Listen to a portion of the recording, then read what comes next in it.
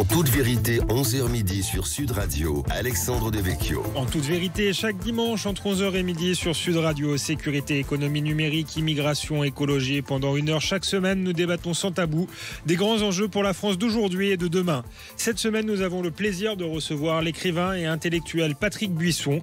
Il viendra nous parler de son nouveau livre Décadence, qui vient de paraître aux éditions Albin Michel. Un monumental livre d'histoire dans lequel il raconte la libération des mœurs des années 70 et analyse ses conséquences. L'avènement d'une société de consommation hyper individualiste dans laquelle l'être humain est atomisé. Patrick Buisson nous parlera aussi de politique. L'ancien conseiller de Nicolas Sarkozy est convaincu que Marine Le Pen ne peut pas gagner la présidentielle. Il nous expliquera pourquoi. La libération a-t-elle été un piège à con? A-t-elle conduit tout droit à notre décadence? Comment en sortir? Par quelle recomposition politique? Pourquoi refuser de s'appuyer sur la force politique et populaire du RN? Faut-il continuer à croire en Éric Zemmour au risque d'une division du camp national? Tout de suite, les réponses de Patrick Buisson en toute vérité. En toute vérité sur Sud Radio, Alexandre Devecchio. Patrick Buisson, bonjour. Bonjour Alexandre. Ravi de vous recevoir sur ce plateau. Je voulais commencer par une question. Est-ce que vous êtes... je ne savais pas que vous étiez fan de Serge Gainsbourg, Patrick Buisson. Je dis ça parce que votre livre, pour les auditeurs, c'est Décadence, mais ça s'écrit comme la chanson de Gainsbourg, Danse, D-A-N-S-E. Je suis tellement fan de Gainsbourg que je suis un dangereux récidiviste.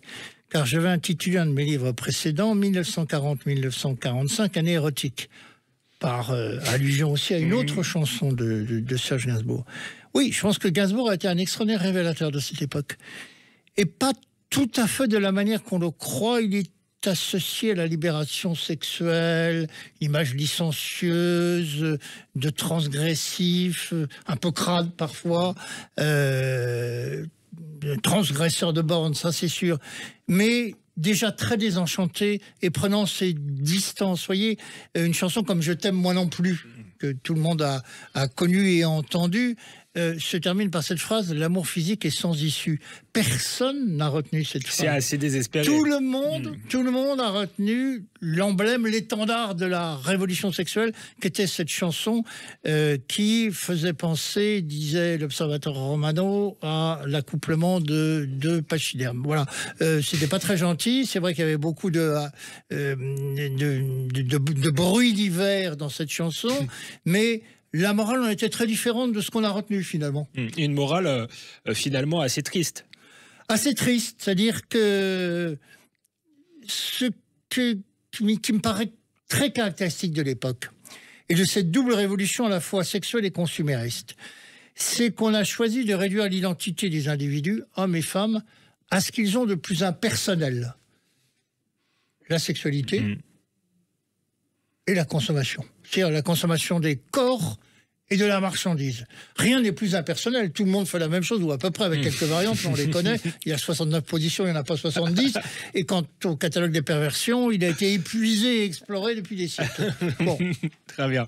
Le marquis de Sade n'avait pas besoin de mai 68. Donc oui, effectivement, c'est la thèse de votre livre, finalement, une libération des mœurs, une libération sexuelle qui a des conséquences tristes, celle d'une atomisation de la société, d'un triomphe d'une société de consommation assez frustrante. Vous remettez en cause, enfin je ne sais pas si vous remettez en cause, mais vous montrez les conséquences désastreuses, par exemple, du divorce, de l'avortement, etc.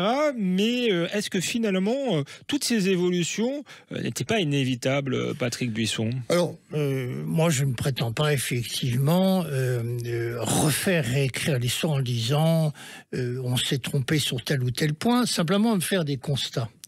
C'est-à-dire que, par exemple, la révolution sexuelle aboutit à quoi aujourd'hui? C'est une constante dans l'histoire que toutes les périodes de débauche sont suivies par une période de reprise en main puritaine. Alors qu'elle soit menée par les hommes ou par les femmes, par exemple... Le néo-féminisme, c'est du puritanisme? Ah oui, oui, bien sûr. Et c'est la prise de conscience, là je vais dire des choses qui vont peut-être vous choquer, du fait que les femmes, pour reprendre le mot célèbre de Simone de Beauvoir, ont été flouées par la révolution sexuelle. Ce sont les grandes perdantes. Aujourd'hui, elles font semblant de croire que, mais non, Non. La réalité, finalement, c'est que je ne discute pas du bien fondé des lois. Moi, je pense que l'Église catholique, à partir du moment où il y avait des christianisations, ne pouvait plus imposer sa morale, qui est une morale d'exigence, une morale de conduite héroïque, à l'ensemble de la population. Simplement, et on en parlera tout à l'heure, parce que là, c'est une dimension politique importante, il aurait fallu accompagner ces lois de loi sur la politique familiale qui avait été entreprise et soutenue, maintenue pendant 4 décennies. C'est celle qui a fait la génération des boomers auxquels j'appartiens, et on ne l'a pas fait, contrairement à la promesse de Simone Veil. Mais sur le plan pratique, on a ce paradoxe éclatant d'une sanctuarisation de ce qu'on appelle les lois de l'amour. Il y en a 3. La loi Neuwirth sur la contraception, 1967. La deuxième loi sur la contraception due à Simone Veil en décembre 1974. Et la loi libéralisant l'avortement en janvier 1975. Loi dite émancipatrice. On les a sanctuarisées, le féminisme les a sacralisées, tout en déplorant les effets directs et indirects de ces lois. Quels effets, justement justement, sur les attitudes masculines et sur le comportement psycho-affectif des femmes. La conséquence pratique a été très simple, c'est l'aliénation et la marchandisation du corps des femmes. Si vous voulez, les grands gagnants ont été... Les hommes, ils n'ont pas aboli leurs privilèges en votant ces lois. Ils ont voté en faveur d'un droit de cuissage permanent. C'est-à-dire l'accès au corps des femmes sans risque et sans contrainte, sans risque d'une paternité menaçante grâce à la pilule, ou d'une fidélité un peu encombrante parce qu'on voulait consommer d'autres filles. Donc le marché interpersonnel des relations sexuelles s'est rééquilibré de manière fulgurante en faveur des hommes. Pour une raison très simple, c'est que le coût de la relation sexuelle s'est effondré. Les hommes n'avaient plus besoin de promettre, s'engager au mariage, par exemple, pour consommer. Donc l'accès au corps féminin s'est trouvé à la fois libéré, et les premières féministes qui étaient beaucoup plus subtiles, beaucoup plus que ne le sont nos néo-féministes d'aujourd'hui, l'ont bien vu en disant attention, c'est une aliénation, la pilule, la contraception, l'avortement libre et gratuit, pour lesquels elles luttaient par ailleurs. Mais elles ont bien vu l'aspect ce sont les impératifs sexuels des mâles qui sont satisfaits dans cette histoire, puisqu'ils gagnent une liberté qui les délivre de tout engagement. Au fond, la fin du patriarcat, on en parlera tout à l'heure rapidement, ça a été plus que la fin du patriarcat, l'avènement de la phallocratie. Quel était le programme de la phallocratie, Disons, ma femme, il y en a toujours eu. Pas de mariage, pas d'enfant. L'accouplement, on fait l'amour, mais on évite, on esquive la mise en couple. On ne va pas s'embarrasser d'une dame. Voilà. Et consommer le maximum de partenaires sans avoir à en assurer l'entretien financier ou sentimental. Mais l'aliénation, est-ce que vous y allez pas encore un peu fort? Est-ce que les femmes elles-mêmes n'ont pas envie de consommer également des hommes, par exemple? Eh bien oui, mais je veux dire, elles en ont fait rapidement le tour, parce que par exemple les égéries, les symboles de cette libération sexuelle, qui ont été Brigitte Bardot ou Mireille d'Arc, par exemple, sont revenus rapidement sur les conséquences de tout cela. Et une partie importante du mouvement féministe inspiré par les féministes américaines ont bien vu que c'était une nouvelle forme d'emprise sur le corps des femmes. Il y a l'emprise sur le corps des femmes, et ce qui est très intéressant, ce que vous montrez bien dans votre livre, c'est que ça touche particulièrement les femmes des classes populaires. Il y a aussi une question sociale. D'ailleurs, le féminisme a été porté par des bourgeoises, Patrick Buisson. Au départ, effectivement, les catégories populaires ne voulaient pas de la pilule. Il y a eu des mensonges sur la pilule, on le sait bien aujourd'hui d'ailleurs. Aux États-Unis, il y a des centaines de class action contre Bayer et les groupes pharmaceutiques. Ce qu'on refusait au départ les féministes, ça voyait bien qu'il y avait une alliation du corps, une alliation chimique du corps de la femme au laboratoire pharmaceutique, une emprise masculine qui changeait. C'était plus le mari, c'était le médecin. Et pour ce qui est des catégories sociales, c'est ce que vous expliquez bien dans le livre, par exemple, que le divorce, c'est aussi l'appauvrissement des femmes. C'est la principale cause, effectivement, de la paupérisation de la population féminine. Cette loi sur le divorce par consentement mutuel a été faite sans se préoccuper des effets qu'il y aurait sur les classes populaires. Le divorce était, depuis la loi Naquet de 1884, un produit de consommation bourgeoise. Les effets de la séparation sur un couple bourgeois et un couple du milieu prolétarien ne sont pas les mêmes. Et on a fait une allocation de parents isolés après simplement avoir voté la loi, parce qu'on a constaté que les familles monoparentales invention de la sociologie américaine, il n'y a pas de famille monoparentale. Un enfant a toujours deux parents. C'est le foyer où il n'y a plus qu'un des parents, mais la réalité est tout autre. Eh bien, ces familles populaires, et notamment les femmes, ont été les principales victimes d'une loi qui n'avait pas prévu les conséquences sociales du divorce par consentement mutuel. Et ce sont les premières victimes, on peut le dire, d'une politique où les familles bourgeoises ont tiré profit d'une nouvelle liberté alors que les familles populaires en ont subi les conséquences. Merci Patrick Buisson.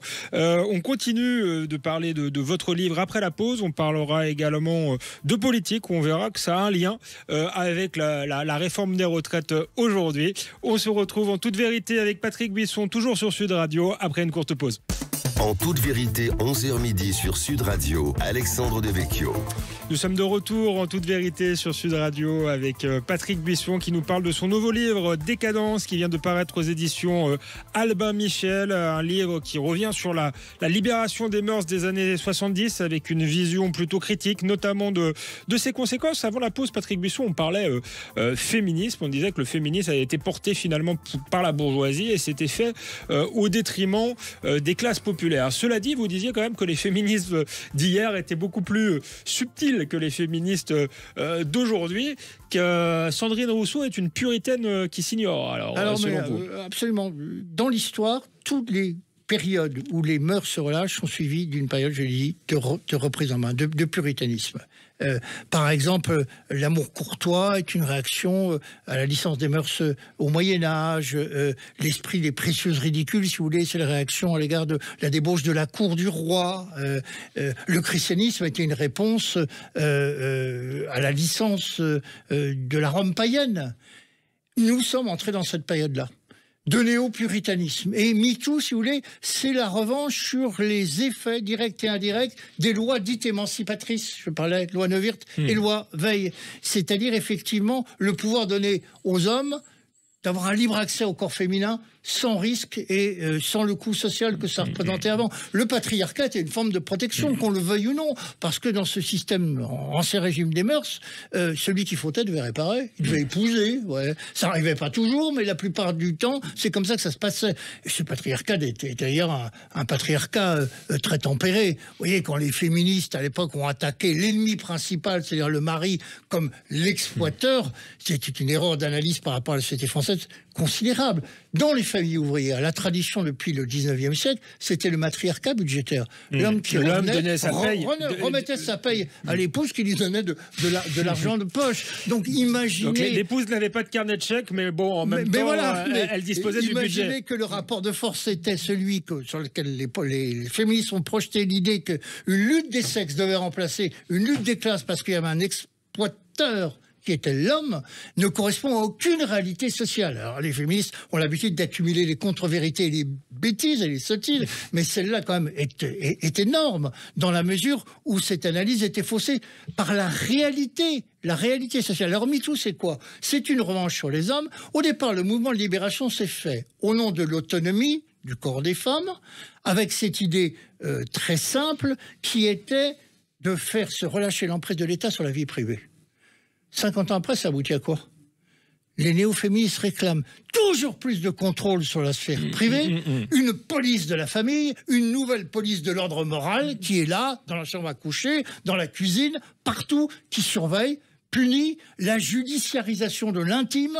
Voilà, des sortes de milices de délation. En fait, je croyais, Patrick Buisson, c'est vous qui avez la réputation d'être réactionnaire, mais ce que vous m'expliquez, c'est que les néo-féministes sont des ultra-réactionnaires, en fait, en quelque sorte. C'est exactement cela. Voilà, on revient à un autre ordre moral, qui ne dit pas son nom, qui se cache, mais qui est plus terrible et plus contraignant que les ordres moraux qui l'ont précédé. C'est une réalité dont personne ne parle. Ce sont les nouveaux clercs aussi, d'une certaine manière. Ce sont les nouveaux clercs, ce sont surtout les nouveaux juges. Quoi. Voilà, donc avec une espèce de criminalisation du masculin qui dépasse quand même les réalités. Et en choisissant d'ailleurs ce qui doit être au cœur de l'actualité. Vous voyez, par exemple, l'actualité, je lisais il y a 48 heures une affaire qui a éclaté sur les maltraitances dans les crèches des enfants. Bon, la violence conjugale, c'est quelque chose, évidemment, un fléau.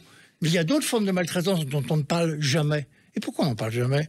Pourquoi il a fallu attendre, il y a 2 ans, le livre d'un journaliste pour parler de la maltraitance des grands vieillards dans les EHPAD? La société ne s'est jamais intéressée à ça.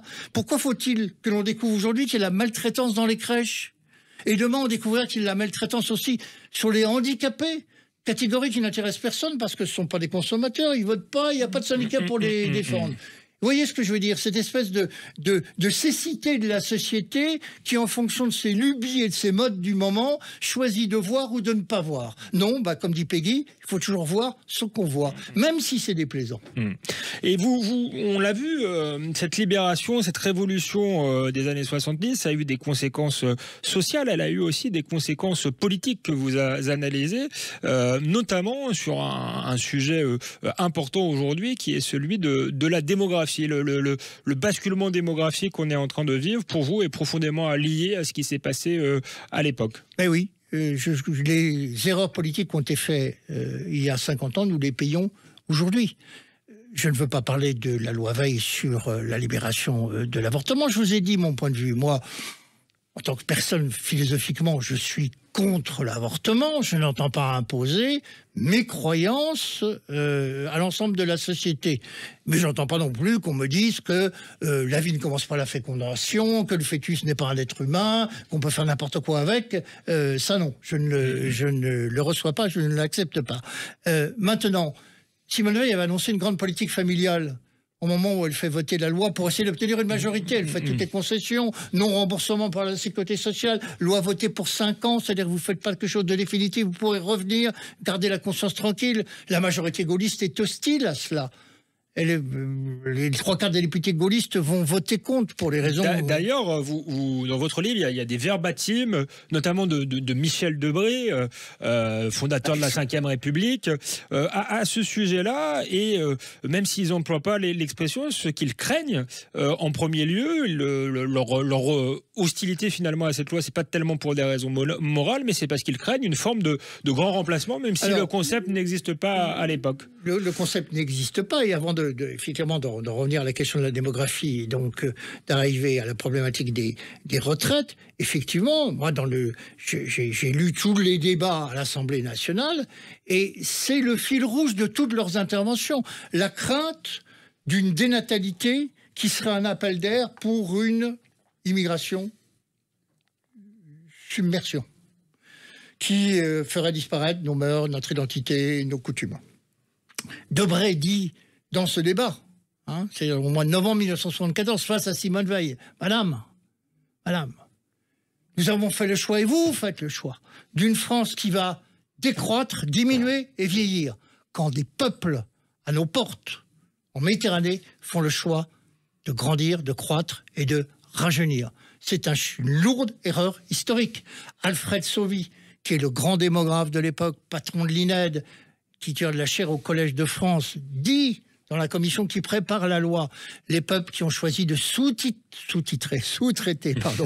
leur fécondité, la procréation aux populations immigrées, sont des peuples qui arrêtent la reprogrammation de la vie et qui consentent à être remplacés et à sortir de l'histoire. Personne à l'époque n'a eu l'idée de traiter ces sommités, ces autorités morales, de racistes ou de xénophobes. C'est une loi, c'est comme cela dans l'histoire. La démographie est la seule science humaine exacte. Voilà. Cette notion, de grand remplacement, même si le mot n'est pas prononcé, est au cœur des débats. C'est absolument surprenant, puisque le débat revient 50 ans plus tard, de manière différente. Il n'a pas été évoqué à l'occasion du débat sur les retraites, mais pourtant, le régime que nous avons choisi, le régime de la retraite par répartition, il a un seul enjeu matriciel, c'est la politique nataliste, c'est le nombre d'actifs cotisants. C'est le grand tabou de cette réforme. C'est le grand tabou. L'omerta est totale sur le sujet. On sait que le vieillissement de la population représente en dépenses supplémentaires 0,7 points de PIB par an. Personne n'en parle, parce qu'on a fait des choix politiques. On a arrêté une politique familiale qui soutenait la famille à partir de 1970-1975. Quels ont été les grands tournants? Aujourd'hui, on dit que c'est beaucoup la responsabilité de François Hollande. Pour vous, ça commence avant l'abandon de la politique familiale? Il y a une politique familiale avec l'allocation de salaire unique qui est une aide extrêmement incitative, qui favorise la mère au foyer, puisque en 1945, l'allocation de salaire unique, c'est l'équivalent d'un salaire ouvrier, du SMIC, en fait. Voilà. Pas rien, hein. Voilà. Et en fait, cet avantage sera petit à petit amputé dès 1954 par le gouvernement de Pierre Mendès France, qui choisit de désindexer. Voilà. Donc il y a des étapes progressives. Une accélération à partir de Chaban, 70, et puis Giscard, 75, jusqu'à effectivement la fin de l'universalité des allocations familiales. C'est deux conceptions différentes. Pourquoi on donnait de l'argent à tout le monde?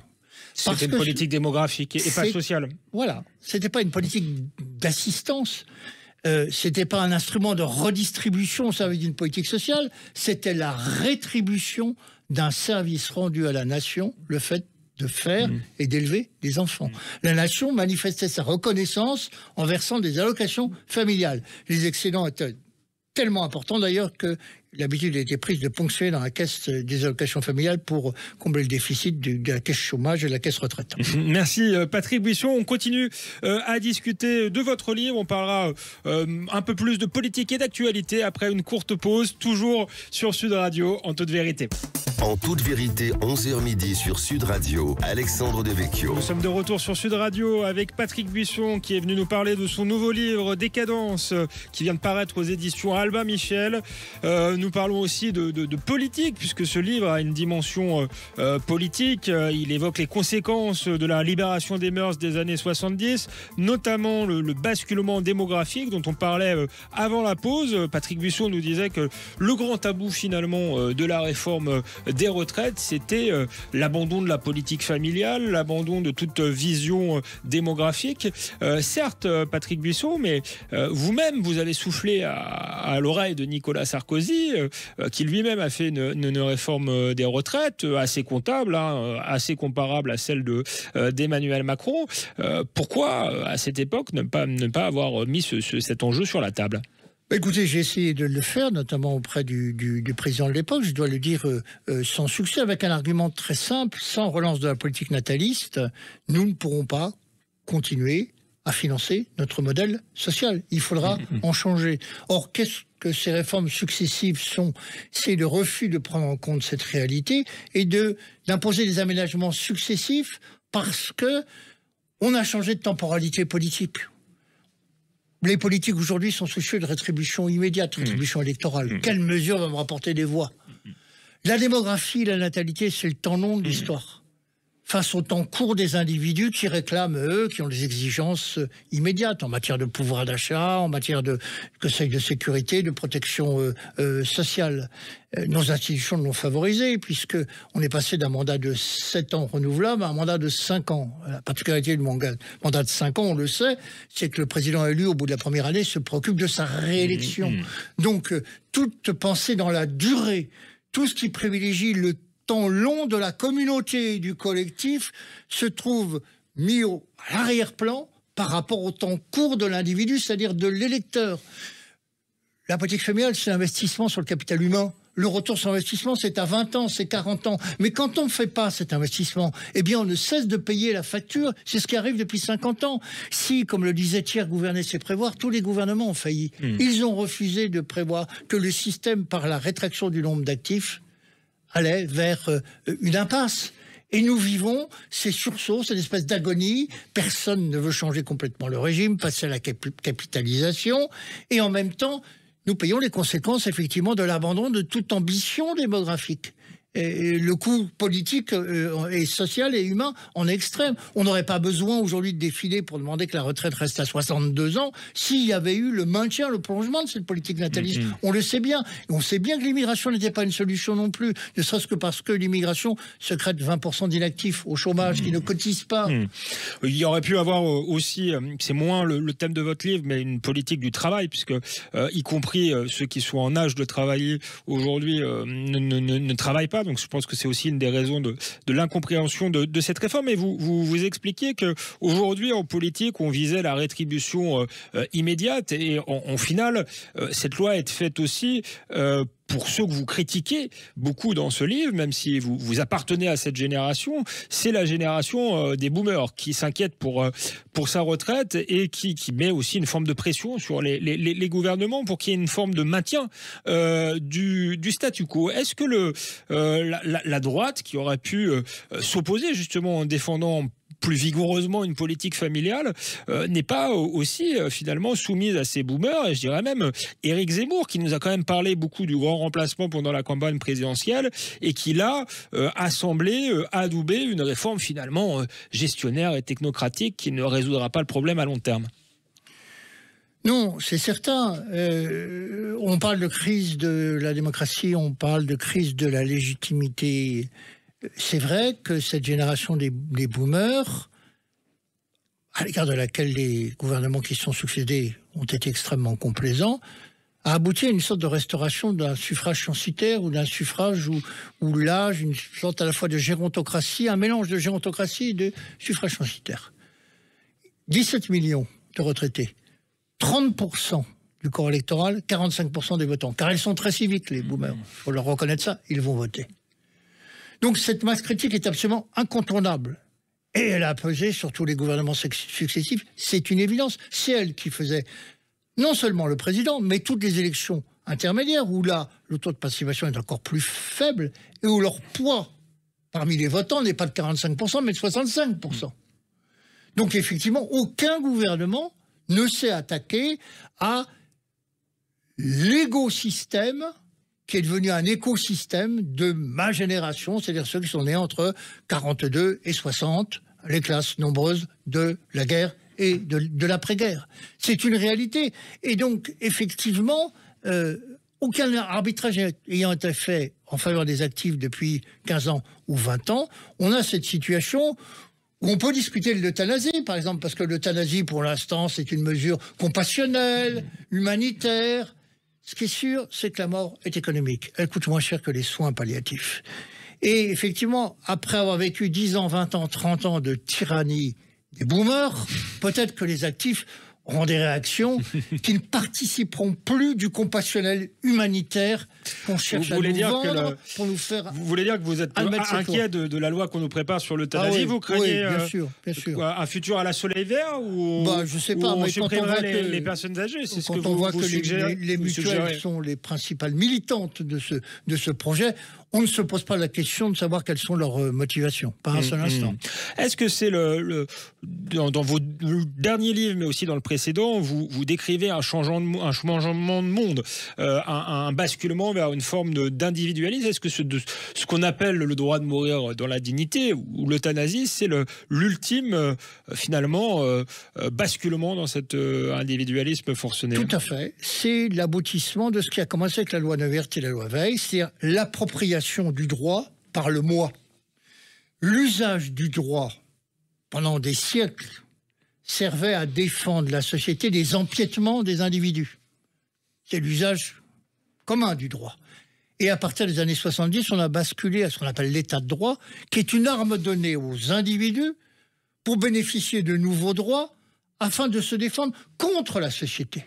Donc on est passé de ce temps du collectif, le temps holiste, où l'intérêt ou le destin de la communauté ou le destin national primait l'intérêt individuel, au temps de l'individu qui s'approprie le droit pour en faire un outil contre la société, alors que c'était l'inverse pendant 10 siècles. Voilà, c'est un basculement idéologique, pratique, politique considérable qui est intervenu à partir des années 70. Et l'euthanasie s'inscrit dans cette logique-là. C'est-à-dire toujours, vous voyez, toujours le même choix. On choisit ce qu'il y a de moins cher et on fait des choix à court terme. Parce que le temps long de la communauté n'est plus présent dans l'esprit des politiques. Le dernier qui l'a porté, ce temps long et ce bien commun, c'est De Gaulle. Voilà. Parce qu'il avait une envergure historique, c'était une personnalité telle qu'il pouvait voir à échéance de 10 ans, 15 ans, 20 ans. Aujourd'hui, on fait reproche au président élu de ne pas avoir de projet et de vision. Ben non. Emmanuel Macron, libéré de la sanction du suffrage universel, s'il avait du courage politique, pourrait prendre des décisions qui sont impopulaires ou qui peuvent être impopulaires, mais qui servent le bien commun à terme. Mais je ne pense pas qu'il le fera.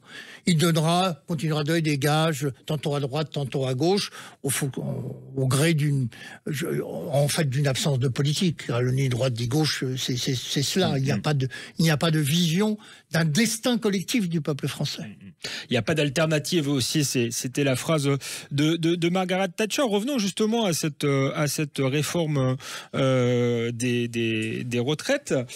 Patrick Buisson, vous avez dit tout à l'heure qu'elle révélait une forme de fracture générationnelle. Est-ce qu'elle ne révèle pas aussi une forme de fracture entre les élites et le peuple? Est-ce que c'est un symptôme, le blocage autour de cette réforme, d'une crise de régime? Alors, écoutez, moi je ne partage pas l'avis général. De quel peuple parle-t-on? Alors, je ne doute pas que les actifs sont à 95% hostiles à cette réforme. Le rapport au travail a changé, je n'en discute pas. Je remarque qu'on n'a jamais publication des autres questions des sondeurs. L'intérêt pour le débat. La hiérarchie et la place du débat sur les retraites dans les préoccupations des Français. Je ne pense pas que cela occupe la première place. Je voudrais faire plusieurs observations. D'abord, la mobilisation ou les mobilisations auxquelles on a assisté sont beaucoup moins historiques que les syndicats ne le prétendent. Elles étaient plus importantes en 1995 et même en 2010. Il y a au fond une espèce de théâtre d'ombre où les deux partis ont joué gagnant-gagnant. Le gouvernement, l'exécutif, Macron d'un côté, les syndicats. Le gouvernement parce qu'il a pu surjouer à bon compte la fermeté, l'homme qui ne se laisse pas ébranler par la rue, rallier le parti de l'ordre devant les violences, les syndicats qui ont vu leur image restaurée, leur caisse remplie par de nouveaux adhérents, ils ont promis qu'ils ne lâcheraient rien, ils vont replier leur calicot demain ou après-demain, ou peut-être dans 10 jours, on verra bien ce que le Conseil constitutionnel va décider, et chacun a profité, chacun s'est frotté les mains finalement d'une situation où le pouvoir enterrait par exemple les manifestations de type gilet jaune, incontrôlées, incontrôlables, les dépossédés, la France périphérique, on ne sait pas où ça va. On sort des canons ordinaires de l'agitation sociale contrôlée par les syndicats, et les syndicats ont retrouvé la place qu'était la leur avant. J'ai dit que c'était une sorte d'exposition vintage en plein air. On revenait 20 ans en arrière. Une sorte de jeu de rôle, oui, mais vous ne pouvez pas nier que y a quand même un soutien populaire. Alors, vous nous avez dit, c'est pas peut-être la première préoccupation, mais ça en fait partie. On peut aussi penser qu'il y a une France silencieuse qui, sans se reconnaître totalement dans les syndicats, dans le monde de la fonction publique, approuve ces manifestations, ne serait-ce que par opposition au pouvoir en place. J'en disconviens pas, mais je n'arrive pas à comprendre ce qu'est le concept de démocratie sociale que l'intersyndicale met en avant. Je ne sais pas ce que c'est que la démocratie sociale. Est-ce que c'est la loi de la rue qui transcenderait la légitimité du pouvoir élu? Est-ce que la fonction publique ou la fonction territoriale, publique territoriale, qui constitue encore le gros des manifestants, serait de grands électeurs supérieurs aux autres et dont la voix devrait être entendue prioritairement? Je ne sais pas ce que c'est. Qu'il y ait une opposition à cette réforme, c'est absolument indiscutable, mais il y a aussi effectivement des institutions, une constitution, que les motifs d'insatisfaction. Vous voyez, par exemple, tous les thèmes sur lesquels porte le débat, à l'heure actuelle, arrangent à la fois une partie de l'opposition et le pouvoir. On y reviendra dans un instant. Patrick Buisson me voyait faire signe, effectivement.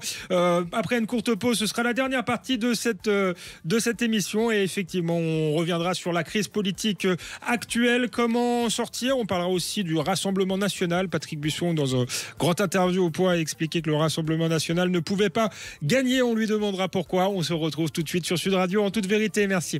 En toute vérité, 11h midi sur Sud Radio, Alexandre Devecchio. C'est la dernière partie de En toute vérité avec Patrick Buisson. Nous avons longuement parlé de son livre Décadence qui vient de paraître aux éditions Albin Michel. Nous parlons aussi de politique. Nous parlions de la réforme des retraites. Je demandais à Patrick Buisson si c'était pas le symptôme d'une crise de régime. Alors vous m'expliquiez, Patrick Buisson, que c'était peut-être pas la priorité des Français, qu'il y avait peut-être d'autres enjeux, sans doute comme la sécurité, l'identité, les immigrations, certes, mais ce qui me frappe, moi, c'est que aujourd'hui, à chaque réforme importante, il y a la question de la légitimité qui se pose. Est-ce que dans la démocratie libérale telle qu'elle fonctionne aujourd'hui, il y a un problème avec la souveraineté populaire qui se sent bafouée, pas assez représentée, malgré le fait qu'il y ait des élections et des institutions? C'est le problème fondamental. Notre système politique, notre système démocratique ne produit plus de légitimité. Emmanuel Macron a été élu par 38,5% des inscrits. Les députés qui le contestent ont été élus par moins d'un électeur sur 4, 46% de participation à l'élection législative. La vraie crise démocratique, elle est dans l'importance de l'abstention et la progression de l'abstention depuis 20 ans. Le problème essentiel est là, puisqu'il délégitime partiellement l'expression du suffrage universel. Effectivement, un député dans sa circonscription représente 20, 22, 23, 24% des inscrits. Ouais. Donc, 1 sur 4. Donc, beaucoup moins de Français encore. Beaucoup moins de Français encore que le président élu qui n'obtient plus que 38,5% des inscrits.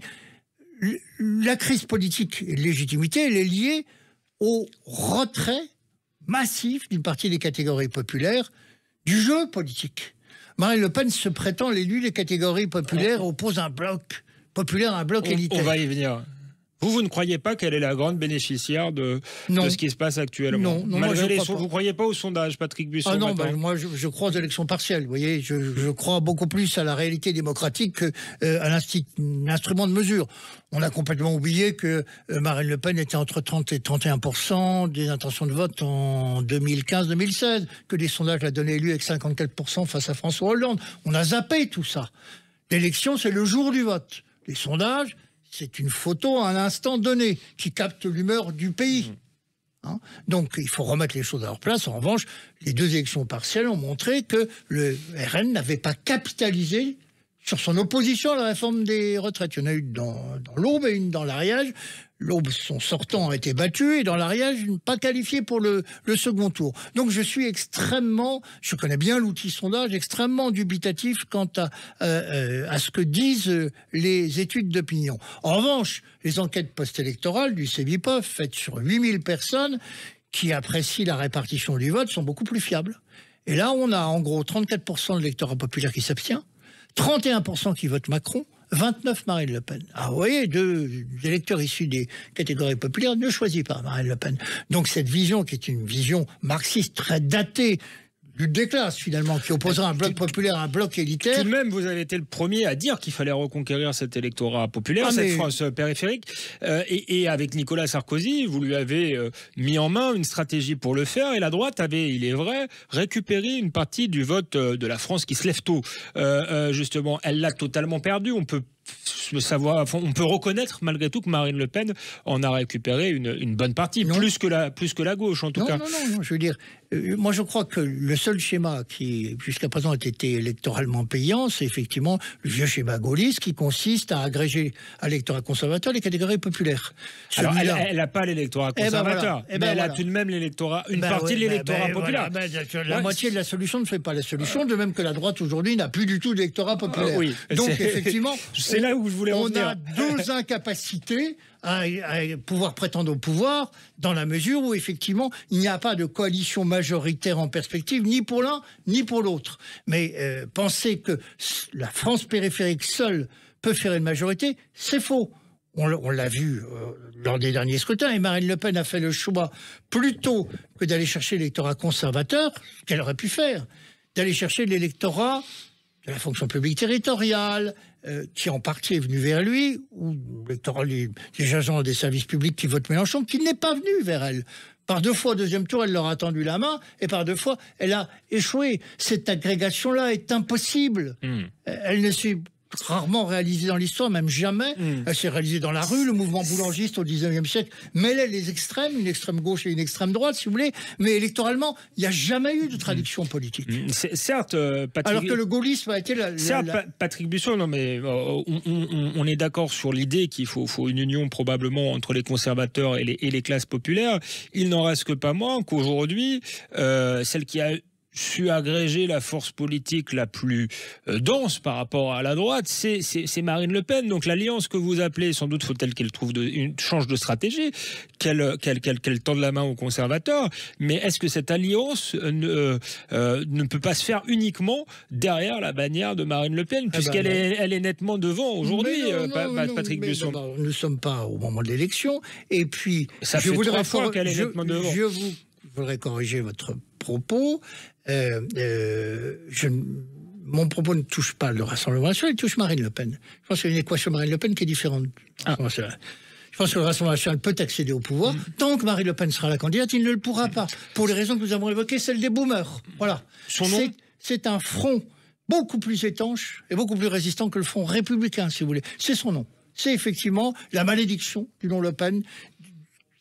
Convoque un imaginaire de chaos social, économique, d'explosion des banlieues. Ça ne peut pas se faire dans ces conditions. Je ne suis pas son avocat, mais elle vous expliquera peut-être que après la surprise de l'avoir faire 90 députés à l'Assemblée nationale, elle s'est notabilisée et qu'elle a peut-être rassuré une partie de cet électorat-là qui est peut-être encore plus effrayé par Jean-Luc Mélenchon. Moi, je ne crois pas. Je crois qu'on voit ce qui est en train de... la gauche n'a qu'une espérance, que ce soit la NUPES ou les socialistes pour revenir au pouvoir, que Marine Le Pen continue d'être en position de force. Donc la gauche fait tout pour cela, et va continuer de tout faire pour cela, parce qu'elle espère que face à Marine Le Pen, elle pourra trouver une majorité. Quant au changement d'image, moi je crois que ce qui va surtout compter, c'est le spectacle que donne l'Assemblée, qui va sécréter une vague d'antiparlementarisme qui balayera tout. On ne fera pas la distinction entre ceux qui portent la cravate et ceux qui braillent ou portent des pancartes. Je veux dire, l'antiparlementarisme ne fait pas le tri quand on assiste à une telle indécence, si vous voulez, de la part des élus de la nation. Vous me direz, c'est injuste que ça ne touche pas les élus du Rassemblement national. Peu importe. Les Français regardent globalement ce qui est en train de se passer, c'est-à-dire un pouvoir délibératif qui est devenu une ZAD, c'est l'image qui est couramment employée. Donc, moi, il ne faut pas être dupe, si vous voulez, des apparences. Et le problème des médias, des journalistes, c'est qu'ils jugent toujours en fonction de ce que dit l'instant. Il faut voir sur le moyen terme, qu'est-ce qui peut se passer. La masse critique qui va faire l'élection de 2027, c'est les 10 millions d'électeurs de premier tour d'Emmanuel Macron. Ceux-là, ils seront orphelins. Ils vont être en déshérence. Ils ne vont pas voter Marine Le Pen. Ils vont plutôt voter pour le candidat de droite. Donc, la droite, si elle avait... Ou le candidat macroniste de centre-droit. On verra bien. Pour l'instant, il a réussi à créer un bloc, lui, pour le coup. Je ne sais pas s'il faut l'appeler élitaire. Mais... Écoutez, si vous croyez que les signes de stabilité et de cohésion de la majorité l'emportent sur les facteurs de division, il semblerait que l'actualité, tous les jours, nous apporte déjà l'éclatement de ce qu'est le bloc macronien. Et un électorat macronien qui s'est considérablement droitisé. C'est pour ça que je ne crois pas trop à la candidature d'Édouard Philippe. La demande en matière d'identité, de souveraineté et de sécurité dans cet électorat est supérieure à celle qu'on rencontre désormais dans l'électorat de Marine Le Pen, qui agrège une partie du petit peuple patriote, mais de plus en plus de classe moyenne pour qui l'identité, la sécurité, la nation, ça ne compte pas. Alors, qui, justement, pour agréger une partie de l'électorat conservateur, une partie de l'électorat, finalement, des boomers, ce que vous nous dites, et une partie de l'électorat populaire? Je crois que c'est ça, votre synthèse électorale. Le problème... Qui et quelle formation? On voit pas. Est-ce que c'est Éric Zemmour? Alors, le problème, c'est que, effectivement, si la sociologie électorale semble plutôt donner des cartes et des atouts à la droite conservatrice, elle n'a pour l'instant ni idée, ni programme, ni chef. Vous direz, ça fait beaucoup, effectivement, pour pouvoir incarner tout cela en 2027. Reste que la recomposition politique, vous savez, c'est comme la géomorphologie, comme la tectonique des plaques, c'est sur des millions d'années. Voilà, on en est en plissement hercynien. On a eu le phénomène Macron qui a rebattu les cartes. Je pense que ce n'est que le début, ce n'est qu'une étape d'un mouvement de recomposition qui va se prolonger et s'amplifier. Et le succès du Rassemblement national aux élections législatives n'a été qu'un symptôme, si vous voulez. Et je pense qu'il est encore une fois de plus mal interprété. Si on prend les exemples étrangers, qu'est-ce que pourrait être l'avenir? Quelque chose comme Meloni en Italie pourrait fonctionner? Ce qui est certain, c'est que les seules formes de populisme qui ont échoué, c'est ceux qui ne sont pas populistes. Qui ont réussi, c'est ceux qui n'étaient pas populistes. C'est le Fidesz de Orban en Hongrie, c'est Droit et Justice, le PiS en Pologne. En gros, un mélange de politique identitaire et de catholicisme social. Voilà. Et Mélanie est plutôt effectivement sur cette ligne-là. Donc il faut regarder, moi je pense que le moment populiste est passé, qu'autre chose est en train de naître et de se développer, dont on ne perçoit pas encore les formes. Alors, sur quelle échéance, je n'en sais rien, mais vous voyez, un contre-exemple de ce que vous me dites, tout le monde dit « Marine Le Pen, progression, etc. » Il y a un contre-modèle, elle fait 41%, c'est-à-dire 19 points d'écart avec Macron au deuxième tour de la présidentielle, quand elle a le monopole de l'opposition. Quand l'opposition est plurielle aux législatives, l'antimacronisme devient majoritaire. Vous voyez pas où est le problème? Vous voyez pas la contre-épreuve? C'est-à-dire tant que Marine Le Pen... nos institutions, vous connaissez le problème de nos institutions, parce que Mélanie a fait 43-44% en réalité, mais ça lui suffit en Italie pour avoir une majorité claire. Pas en France. Et donc, on avait un antimacronisme qui était majoritaire, et malgré ça, Marine Le Pen, face à un président aussi impopulaire que Emmanuel Macron, ne fait que 41%. Vous n'avez pas répondu sur Éric Zemmour, il reste 30 secondes. Si on peut faire le reproche à Marine Le Pen de ne pas avoir su aller chercher l'électorat conservateur, est-ce qu'on ne peut pas faire le reproche inverse à Éric Zemmour qui n'a pas su aller chercher l'électorat populaire? Et est-ce qu'il est toujours en situation d'incarner une forme d'union? Je pense que... il n'est pas allé le chercher, mais surtout, il n'avait pas la campagne pour l'attirer. Et le rapport de force à droite va maintenant dépendre des élections européennes, entre LR et Zemmour. Ils chassent sur les mêmes terres sociologiquement. Ce sont les mêmes électorats. Soit il y en a un qui absorbe l'autre et qui disparaît, soit ils sont contraints de s'unir ou de passer un accord dans la perspective des prochaines échéances politiques, puisque c'est exactement le même substrat électoral. Ce sera sans doute pas suffisant parce qu'à eux deux, ils pèsent au maximum 15%, mais malheureusement, c'est trop court. Vous reviendrez nous parler de politique au moment des élections européennes, du coup, et vous nous direz, quelle est la suite de cette recomposition. Merci beaucoup, Patrick Buisson, d'avoir été avec nous. Je vous laisse avec les informations et on se retrouve la semaine prochaine pour un nouveau numéro d'En toute vérité. À bientôt. En toute vérité sur Sud Radio, Alexandre Devecchio.